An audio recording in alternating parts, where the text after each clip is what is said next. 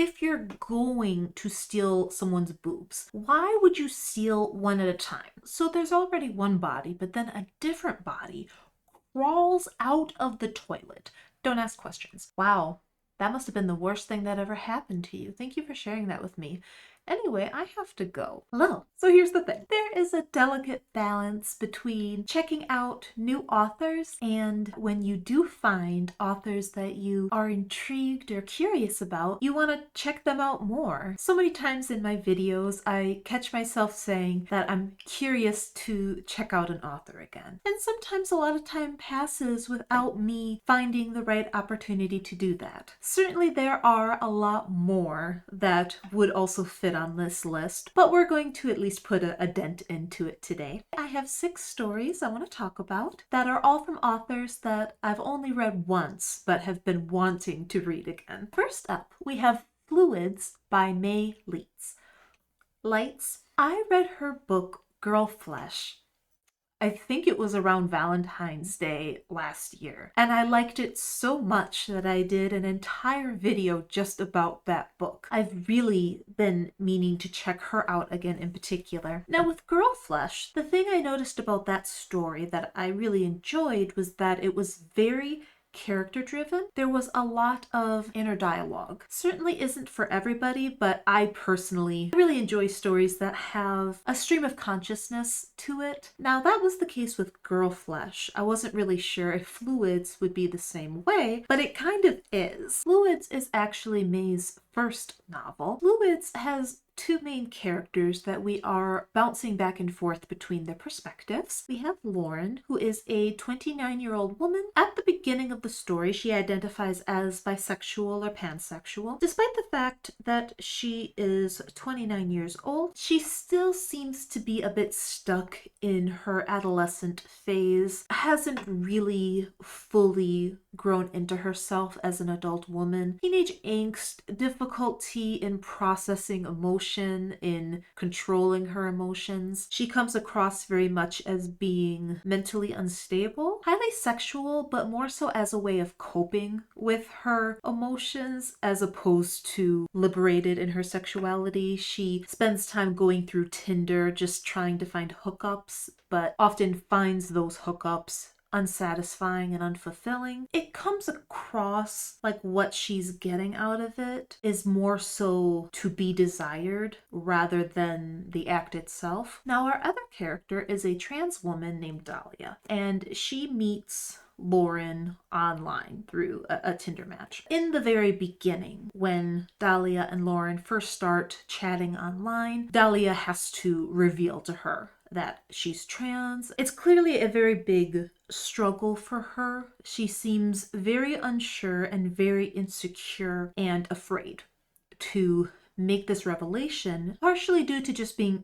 in the habit of not revealing that about herself, due to living in a place where it's not socially accepted and can be dangerous, frankly, for people to find that out about her. And also just fear of rejection. This woman, Lauren, that she's developed some interest in will automatically reject her, or possibly even worse, be cruel or aggressive, possibly, just not really knowing how she's going to react. However, Lauren is actually quite intrigued, and she is very much on board with pursuing a relationship with Dahlia. Here's the thing though. It's very clear from the beginning of their connection that this is not the origins of a healthy, loving relationship. These characters' behavior is, again, both of them, very emotionally stunted. They behave very much like teenagers, where they are chatting online, becoming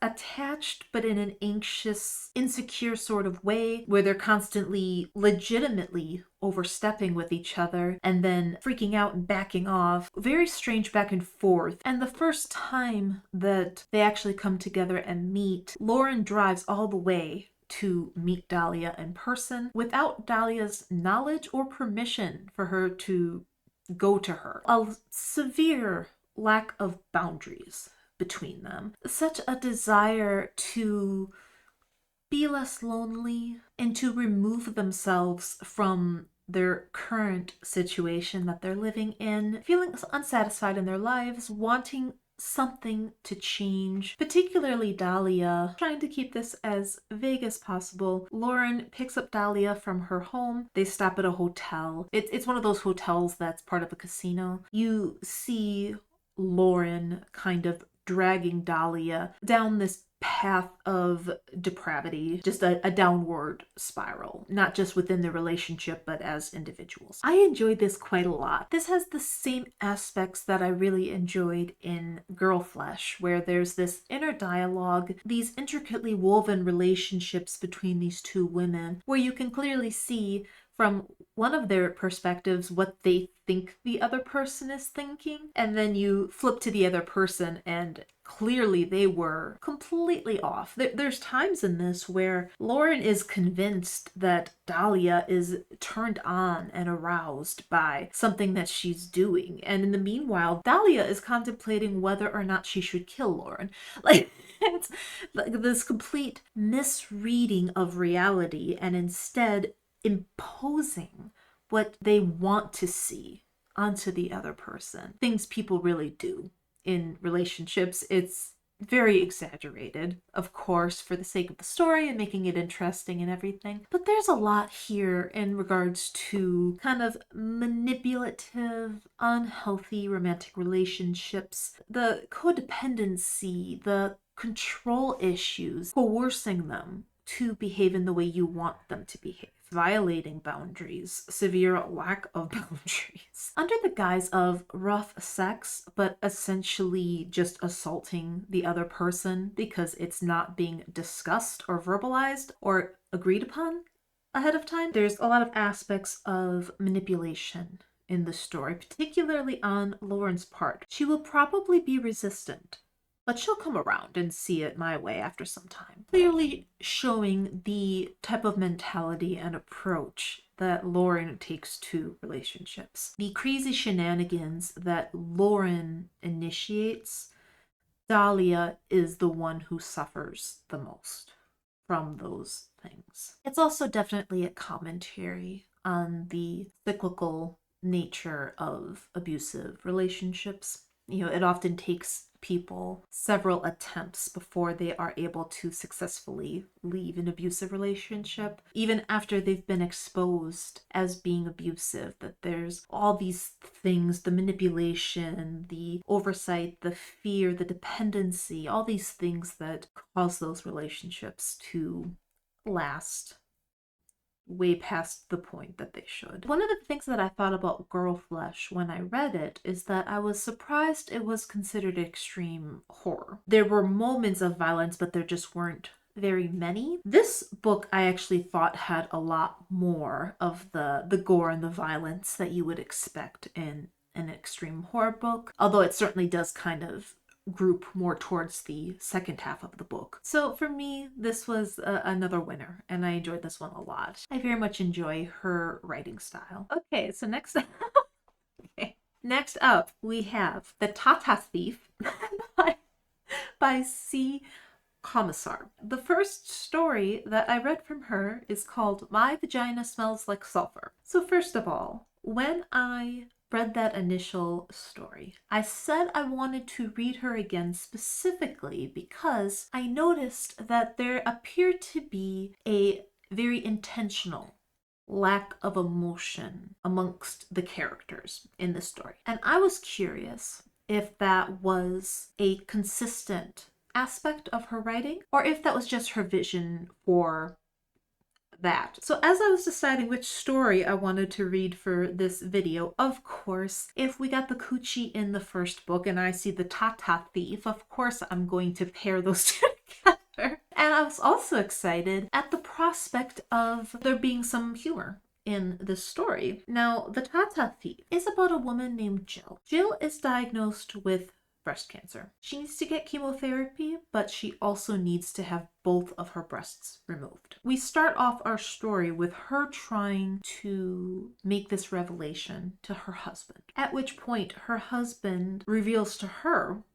that actually I've been having an affair. And so by the time she's able to tell him that she has cancer, he's already broken the news, and she's decided that she's gonna leave him and divorce him. She doesn't want anything to do with him. The timing of this is just horrible, obviously, and he clearly feels bad that he dropped this on her when this is what she had to tell him. But regardless, he already broke the news. On top of her medical issues, she is now also going through a divorce that was prompted by him cheating on her. As you can probably guess from the title, she has the surgery and has both of her breasts removed. Shortly thereafter, she does lose her mind. What starts off with her being less insane, but just seemingly going through it, she joins a support group that just seems to fill her with even more bitterness, because the other people in the support group only lost one breast or had a supportive husband, or there's something about their situation that makes it not as bad as hers. And so she's just annoyed going to these support groups because she just doesn't think that their situation is as deserving of support as hers is, I guess. Angry at the world, even people who have done nothing to her. And this proceeds to boil over to the point that she starts killing women and stealing their tits.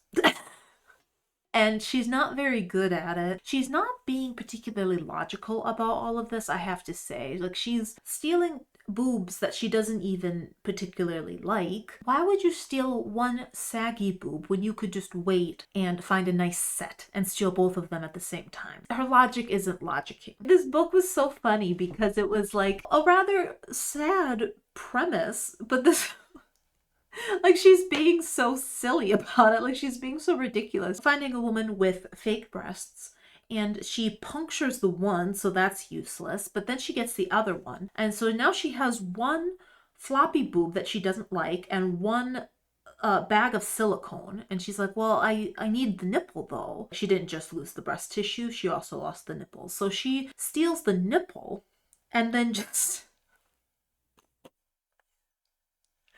and then she just super goes to the silicone implant. So she tries to attach it because it's just flat skin, you know. So she has like this saggy Tata that's like hanging down, and on this side, and then on this side she has this bag of silicone with a nipple super close to it. And she's like, oh, well, it's not ideal, but it's better than... I wasn't expecting this to make me laugh as much as it did. Obviously, with a title like The Tata Thief, you're expecting it to be a little bit silly. If it wasn't for the title, I would have expected this to be kind of sad. It's a sad premise, right? Like, the idea of breast cancer. As a woman, your chest, it can be kind of representative of your femininity. I can't imagine how that must feel to just lose that part of yourself. And so there's like this emotional tug at the idea of a woman losing such a symbol of her femininity, and then just becoming crazed and losing her mind. It like there's a sad premise to that, but it's written in such a silly, over-the-top way. But this is still very gross. This is very gross and very gory. Now, comparing this to My Vagina Smells Like Sulfur, I would say that there is more emotion in this one. I would say that it is not a normal amount. It comes across a little bit differently, though. If I had never read the other story, I would just think that our main character, Jill, that she just doesn't really feel sympathetic for others, and that's why her emotions seem a little bit more muted than what you would expect. For example, when her husband tells her that he cheated on her, she's angry, but she pretty much instantaneously decides she's gonna divorce him. And there's very little pain in her decision. Her emotions aren't very multidimensional. There's no sadness really in that moment. It's just a very like quick, easy decision for her. There doesn't seem to be a lot of complexity to the emotion she's feeling in that moment. But there's definitely more layers, I thought, to these characters than in the other one. I'm curious if she includes humor regularly. I don't remember.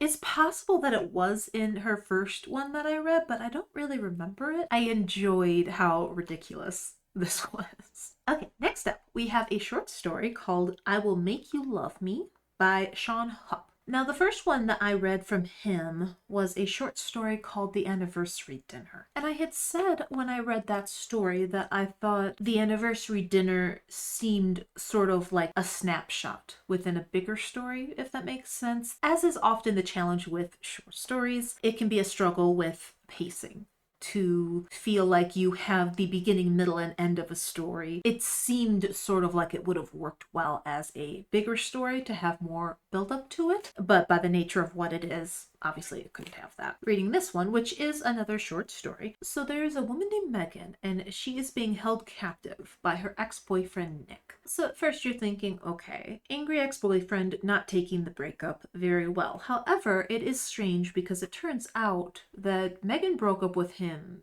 a year ago. He's had some time to lick his wounds and process what goes on here. It also turns out that Megan is a lesbian. You know, personally, I would think that that's probably the least offensive reason why someone could break up with you, because that's not your fault.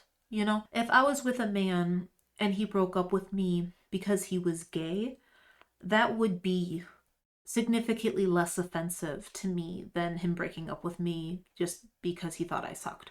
You know, it's not like a criticism of you. That's pretty much the nicest reason that someone could break up with you, honestly. But he doesn't like that. And he is very angry that she is not only a lesbian, but that she is actively dating another woman. And so I Will Make You Love Me is about him being convinced that if he can just eliminate her new girlfriend, that he will be able to convince her to fall back in love with him. Now, this story actually, I thought, was able to accomplish more layers. There is more depth to the nature, the unhealthy nature of the relationship between Nick and Megan. There were red flags from the start that were ignored, that often in real life are ignored, but that also, again, kind of similar to fluids, how abuse can be cyclical. If you are harmed in a specific way,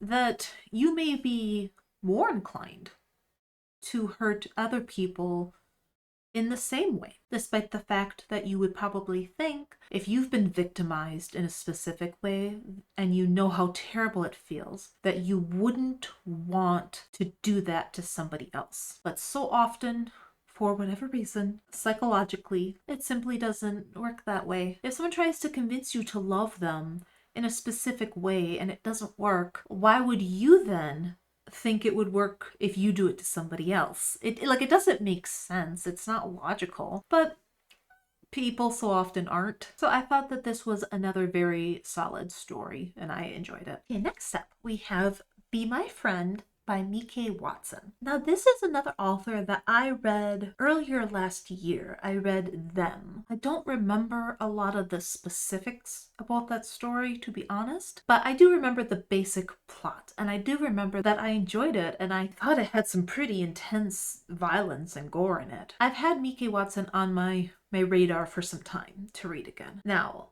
Be My Friend is predominantly about a teenage boy named Jacob Stewart, who's 16. Jacob is very socially awkward and shy. His social anxiety is through the roof. He has a very difficult time trying to engage in even just casual conversations with others. His father has passed away.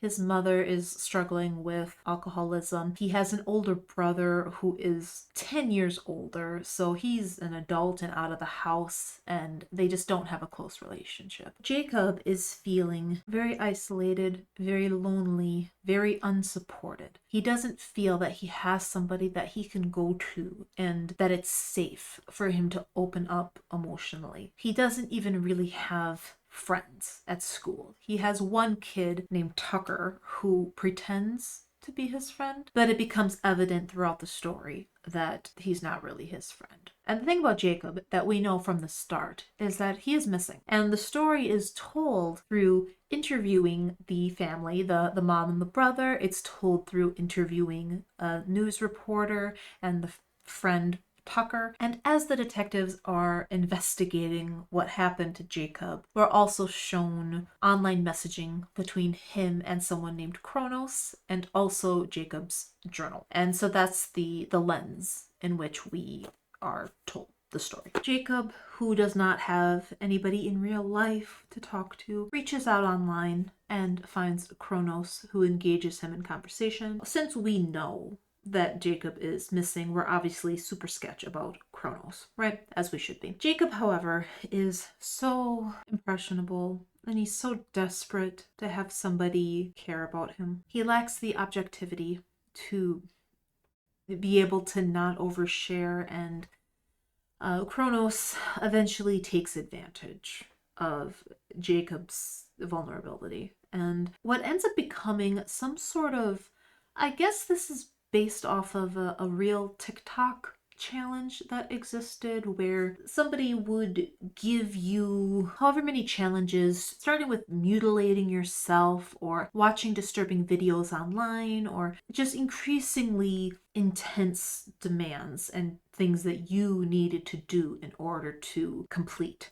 the challenge. And ultimately this would lead to the final challenge, which would be for you to take your life. You're thinking to yourself, why on earth would anybody ever take on this series of challenges? It was so sad reading this, because it's just, you see the targeting of someone who is vulnerable right off the bat. You see the steps that they take to break that person down further. Part of the challenges involved sleep deprivation, forcing things that caused a sense of dependency upon the Kronos in this case, but generally speaking, whoever's the game master who's setting these challenges for you. And it's really just manipulating people to get them into this frame of mind that they really should follow your lead, and that in the past, every time they've completed a challenge, they've gotten praise and they've been accepted. And these are people who, young people who perhaps already have an inkling of not wanting to be here. So between the sketchy messages and the journal entries, you kind of see this descent to a darker and darker place. As we know, Jacob is missing at the beginning of the story. The question becomes, do they ever figure out who did it, and what are the results of that? This story I thought was very emotionally impactful. I thought it was quite sad. This one, it was definitely less gory and whatnot that I remember them being, but the story definitely has it pulls on your heartstrings. Your teenage years are such a vulnerable time, even when you have a healthy family dynamic and you have friends. It's just a tumultuous time and it's hard. You're trying to figure it out, and even though you're on the precipice of adulthood and being empowered to pursue what you want to pursue, when you're 16 that just feels a million miles away. It's so easy to fall into helplessness and hopelessness and to feel like it's never going to get better. So to have people who specifically target and prey on people in that state is it's heavy. I do have to acknowledge though, in this, because of the way that the story is being portrayed through the interviews and all of these things, there are points in the story where there is dialogue, whether that be interview statements or, to me, even if it's instant messaging between two people, that's still essentially dialogue. It's conversational, right? And there's points in the story where there is dialogue that doesn't really sound like realistic dialogue. It would be a completely normal thing to read as part of a regular story, but because of the context in which it's written, it seems kind of strange. I'll put some examples up. The best way I would know how to put it is author speak. It's a completely normal thing for an author to write in a story, but it just doesn't sound natural within the context of dialogue or something that someone is actually saying or communicating directly to someone, if that makes sense. That threw me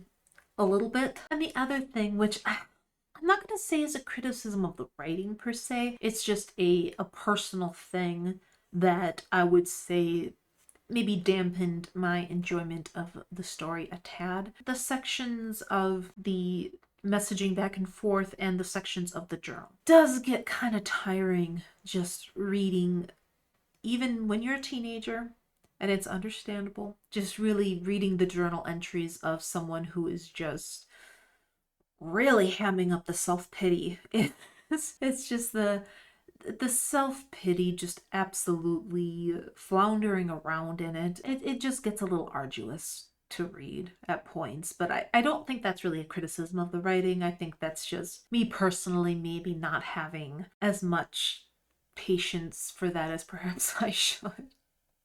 I don't know. Definitely a very different type of energy, though, from them. So I thought that that was interesting. Okay, now the next two authors.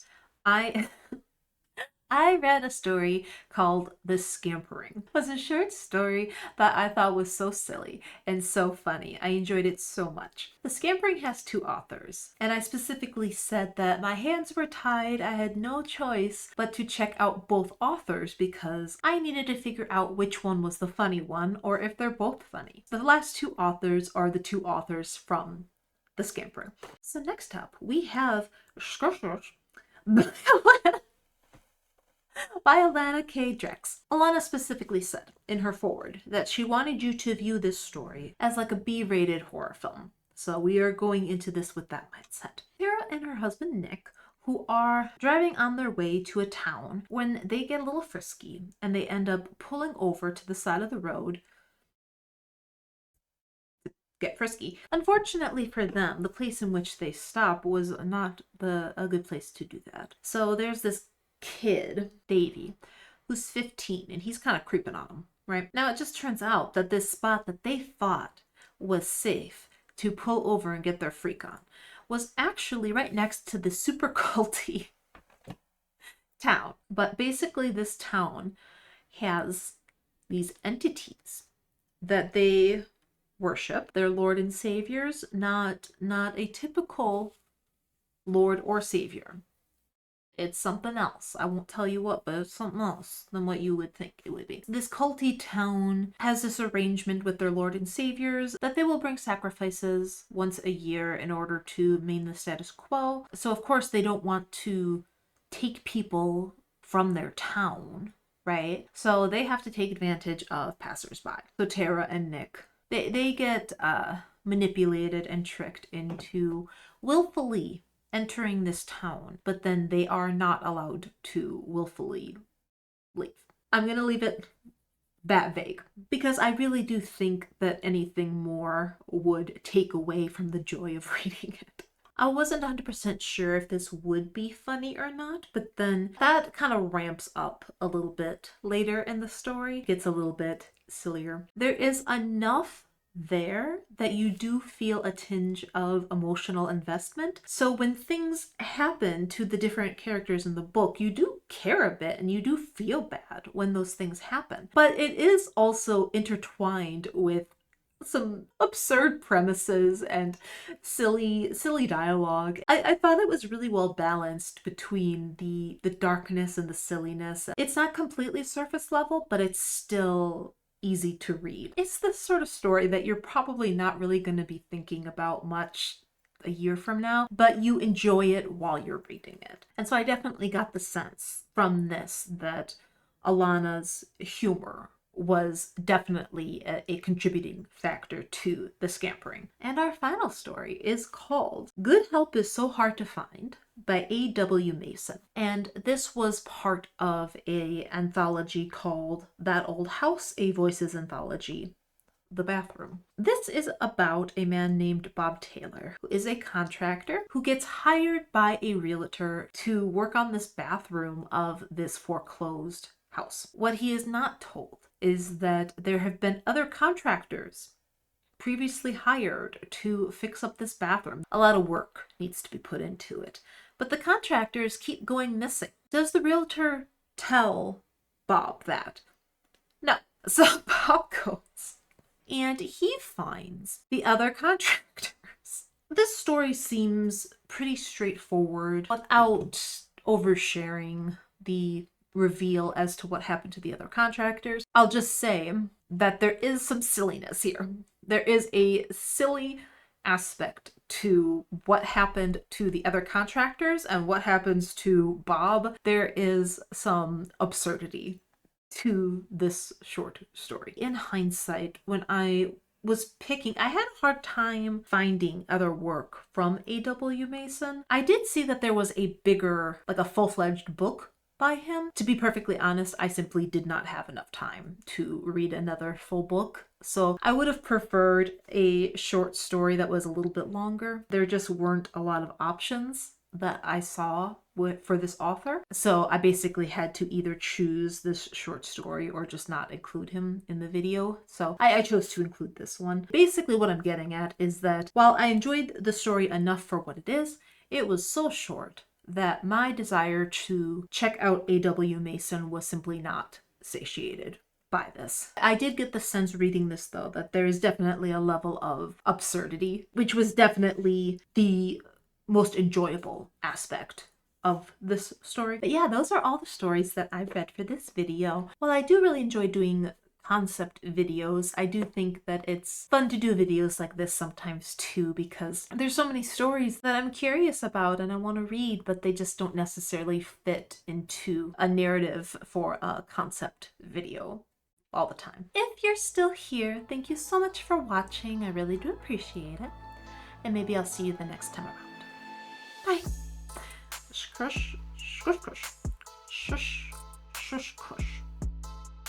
I don't know if it's a meme or I don't understand the origins of why she's meowing.